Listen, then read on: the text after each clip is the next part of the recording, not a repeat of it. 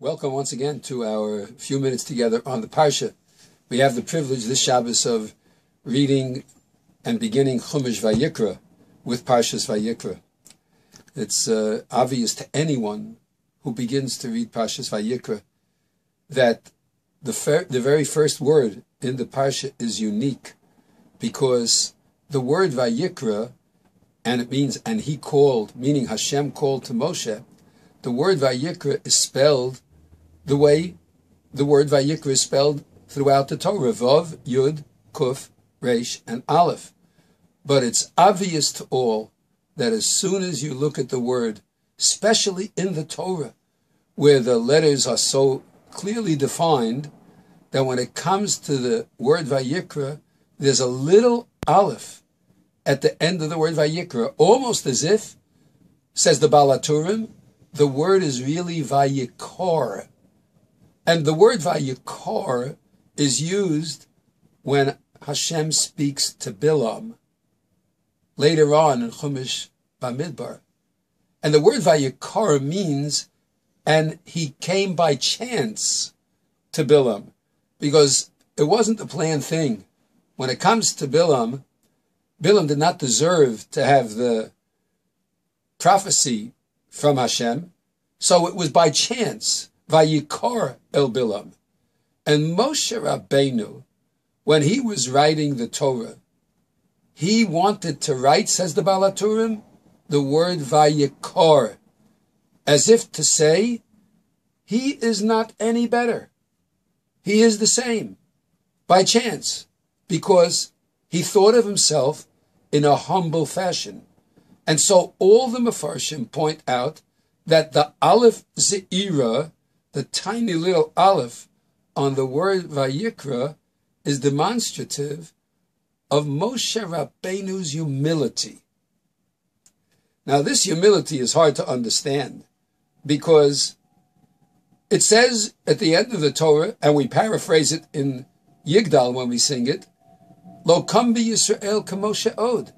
There would never arise another Navi like Moshe. Naviyu mabit es temunaso. Someone who was a Navi and beheld God's image. How could he have been humble? So the Rebbe, the Buna Mipshischa, says so beautifully that, Moshe Rabbeinu thought of himself as someone who was standing on a mountain. And when you're standing on a mountain, you're very, very high up. And you might think to yourself, look how high I am. Look how wonderful I am. But in reality, the person who's on the mountain knows he's no higher than anybody else. He's just higher by virtue of his being on the mountain. Otherwise, he's the same as all others. Moshe Rabbeinu looked at himself the same way. He recognized that the only thing that made him great was the fact that HaKadosh Baruch Hu raised him up, but not because he himself had the inner self of being this grandiose personality. And so he had great humility. And so he wrote the word Vayikra with a little Aleph. It's so fascinating to note that towards the end of Parshas Kisisa, the Pasuk says that when God was speaking with Moshe, Karan or Panav, the face of Moshe shone, and Lo Yada Moshe ki Karan or Panav. Moshe did not know that his face shone from speaking with God after he finished writing the Torah. And the Sefer Matamim quotes a Medrash Tanchuma. Where did his face get the shine from?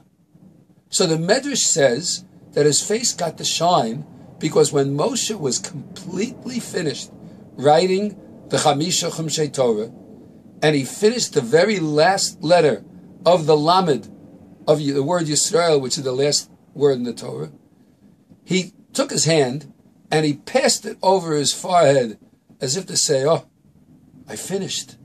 And as his hand passed over his forehead, the quill had a drop of ink left in the feather, and it crossed his forehead and gave out the shine that remained with the face of Moshe for the rest of his life.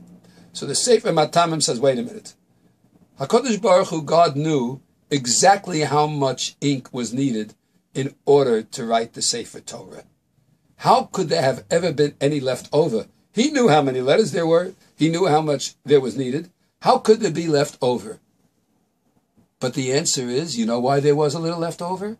Because when Moshe wrote the word Vayikra, he left that drop of ink that would have written a regular size aleph, and all he wrote was a little aleph. And that little aleph, by which he diminished himself, as if to say, I am not worthy, that was the drop of ink that gave the shine to his face. The Torah is telling us a fantastic lesson. Many times when it comes to our own self-appreciation, we tend to think that we raised ourselves, that we've done everything. A little humility goes a long way, because that little humility was what was left of the ink.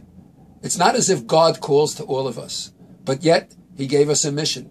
And if we can recognize that in our humility, it's our job to carry it out, and that whatever heights we are able to reach are reached because we are dependent upon the Borough Olam, the Creator, blessed be He, and that He gives us our power, that little drop is going to make our face shine. That little drop gives us the special quality of the face of the Jewish people, which shines out throughout history as being a face that is blessed by HaKadosh Baruch Hu. What a beautiful lesson when it comes to the beginning of Chumash Vayikra. Have a wonderful Shabbos.